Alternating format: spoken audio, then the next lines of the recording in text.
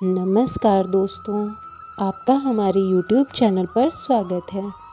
आज मैं आपको सफला एकादशी व्रत की कथा सुनाने जा रही हूँ।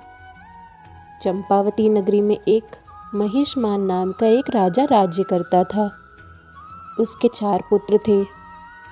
उन सब में लुम्पक नाम का पुत्र राजपुत्र महापापी था।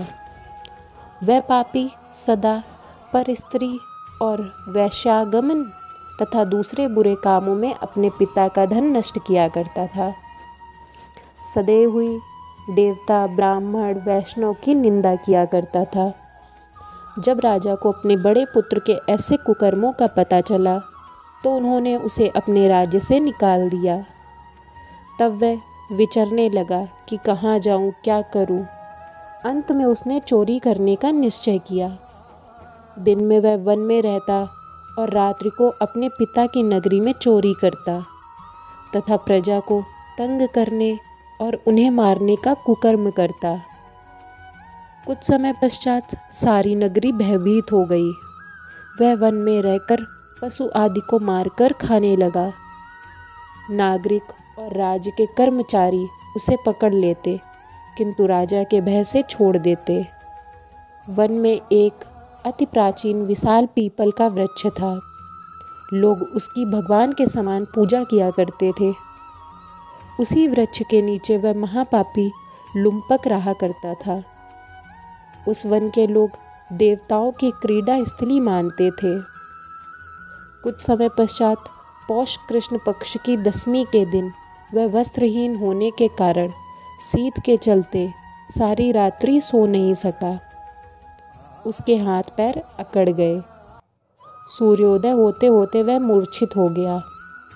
दूसरे दिन एकादशी के मध्य समय में सूर्य की गर्मी पाकर उसकी मूर्छा दूर हुई। गिरता पड़ता वह भोजन की तलाश में निकला।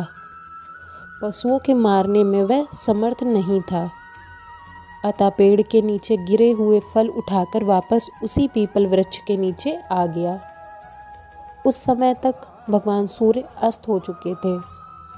वृक्ष के नीचे फल रखकर कहने लगा, हे भगवान, अब आपको ही अर्पण हो ये फल, आप ही तृप्त हो जाइए। उस रात्रि को दुख के कारण रात्रि को भी नींद नहीं आई। उसके इस उपवास और जागरण से भगवान अत्यंत प्रसन्न हो गए। उसके सारे पाप नष्ट हो गए। दूसरे दिन प्रातः एक अति सुंदर घोड़ा अनेक सुंदर वस्तुओं से सजा हुआ उसके सामने आकर खड़ा हो गया। उसी समय आकाशवाणी हुई, हे राजपुत्र, श्री नारायण की कृपा से तेरे पाप नष्ट हो गए हैं। अब तू अपने पिता के पास जाकर राज्य प्राप्त कर।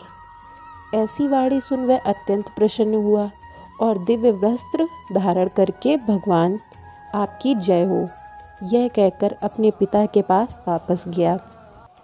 उसके पिता ने प्रसन्न होकर उसे समस्त राज का भार सौंप दिया और वह स्वयं वन के रास्ते चल दिए। अब लुम्पक शास्त्रानुसार राज करने लगा। उसके स्त्री, पुत्र आदि सारा कुटुंब भगवान नारायण का परम भक्त हो गया। वृद्ध होने पर वह भी अपने पुत्र को राज्य का भार सौंपकर वन में तपस्या करने चला गया और अंत समय वह बैकुंठ को प्राप्त हुआ। अतः जो मनुष्य इस परम पवित्र सफला एकादशी का व्रत करता है उसे अंत में मुक्ति मिलती है। ऐसी ही रोचक कथाएं सुनने के लिए देखते रहिए हमारा YouTube चैनल। अगर आप हमारे चैनल पर नए हैं तो हमारे चैनल को लाइक, शेयर और सब्सक्राइब करें। धन्यवाद।